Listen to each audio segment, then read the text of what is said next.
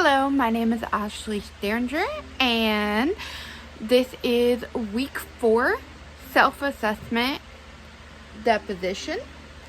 I will be answering at least 6 questions for my class. This is for my class. You're more than welcome to stay and watch it if you are not the teacher. As to my subscribers, thank you guys so much for subscribing. So, on to the video. Alrighty, the first question is, what deposition that makes you possess a successful teacher? I believe that you have to be firm, but at the same time, you have to not be one of those teachers that just never smiles. I always suggest always smiling. So I would definitely say the thing that makes me a successful teacher is making sure that I have boundaries in place, making sure that, this is set in place at the beginning of class, at the beginning of the school year, to let my students know that this is something, hey, this is not what I'm going to tolerate. This is something I'm super strict on. But, we can always have a fun time as long as you're doing what you're supposed to be doing, so it doesn't ruin the fun for everyone else. I definitely think you definitely have to be firm and, definitely stick to a routine and guidelines that you expect and expectations, because you're gonna want to expect something from them. Question 2. What depositions do you need to work on before you enter the classroom as your first year teacher? So, one thing I've really noticed is I am way too nice, which is not necessarily a bad thing, but I just need to work on how I present the niceness, because a lot of students do walk over the nice teachers and get away with a lot of things. I just have to find a medium of where I can be strict, but I can still be fun at the same time. Alrighty, so question number 3. What attributes should a professional educator have, and how should they be had? What standards guide you or guide their thinking and action? So I definitely think that a professional educator needs to be, of course, professional, needs to keep their personal life out of their work life, always, of course. You want to be friendly, but you don't want to be too friendly. You definitely need to be firm, but you don't need to be strict, I guess is the word I'm kind of saying. It, as for the standard to gather their thinking and their action, it really just depends on the person themselves. Me personally, I would say that the standard I have is I want to make sure my kids know this, because next year they'll be learning this. You definitely want to put that in their mind, because say you're about to be you're a 5th grade elementary school teacher. You want to get them prepared for next year when they're moving into a whole nother school. Unless you go to a magnet school or a charter school that, there are a few schools that do keep everything into one, but you're moving into those teen years, and you definitely want to prepare them. If you're an 8th grade middle school teacher, you're gonna want them to be prepared for high school. If you're a senior high school teacher, you definitely want to prepare them for college or for life in general. So I really think the standard that you really need to have is you need to know, hey, they're moving up, and the way we move them is gonna change their whole perspective. Because again, they start at 5th grade. It's kind of where they kind of start, getting ready to go into middle school and start from there and getting into their teen years. Question number 4. How might a teacher disposition positively or negatively influence the psychology and development of adolescents?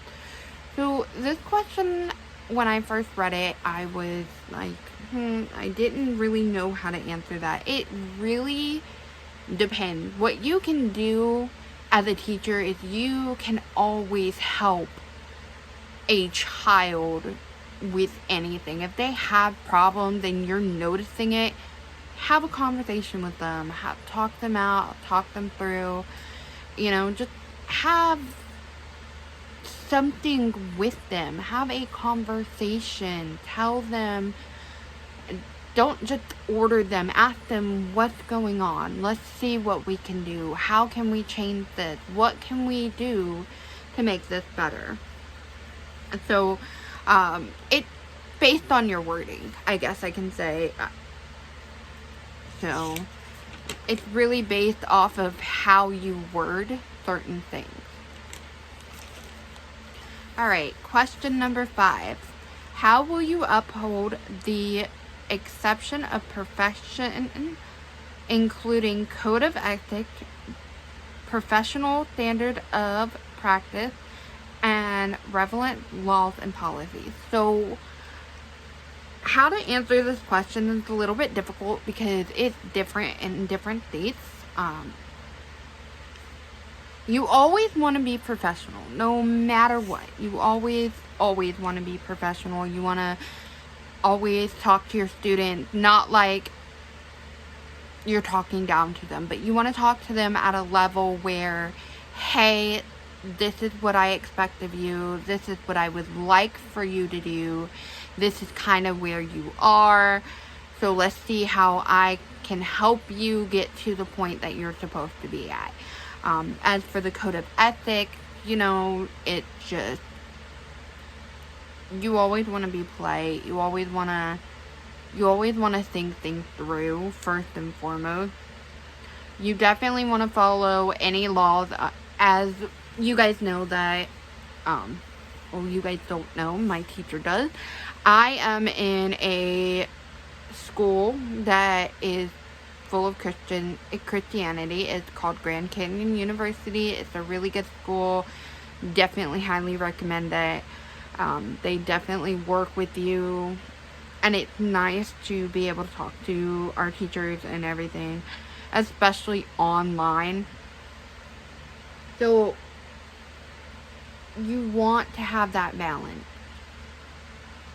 And as I stated a little bit ago, they can teach Christianity. They can talk about God, but in a public high school or public middle school or even a public elementary school, you're not allowed to do that. You can't talk about God. You can't express your political belief. You can't express nothing of the sort. So we're gonna go to as for the laws, as I stated a little bit ago, is that when it comes to the laws, it's very different in various states.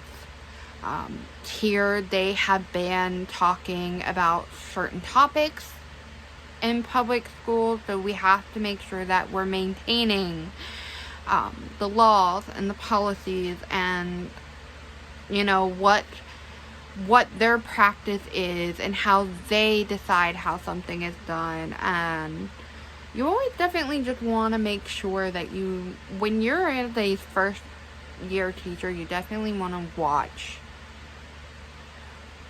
what everyone else is doing and maybe kind of pick it up a little bit. So number 6, how will you promote healthy moral with students in your future classroom? So how I would promote healthy morals is because moral is right and wrong.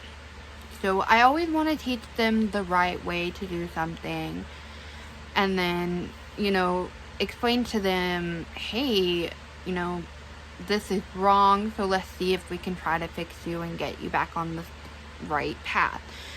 But there's also, it really just depends on what subject you're working. With math, you can go multiple different ways to get the right answer. So you definitely have to think outside of the box for most of this, but you definitely want to make sure that they stay in high spirits. You want them to learn. You want them to be there for you to teach them. You want them to be in that classroom every day. So by promoting a healthy environment and a healthy place where right and wrong is, something that we do expect, you want it to be a healthy environment when it comes to morals, instead of I guess you can say, instead of it being, hey, you have to do it my way, and if it's not done my way, it's wrong automatically. So again, it really just depends on the subject you're planning on teaching. Thank you guys so much for tuning in to my little class work and me answering my question. I am gonna go ahead and get this turned in and start working on week 5. So see you guys soon.